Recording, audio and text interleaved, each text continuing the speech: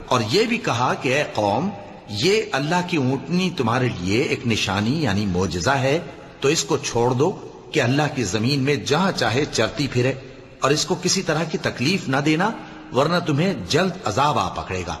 मगर उन्होंने उसको काट डाला। तो स्वालेह ने कहा कि अपने घरों में 3 दिन और फायदे उठा लो, ये वादा है कि झूठा ना होगा। बस जब हमारा हुक्म आ गया तो हमने स्वालेह को और जो लोग उनके साथ ईमान लाए थे उनको अपनी मेहरबानी से बचा लिया और उस दिन की रुसवाई से महफूज रखा।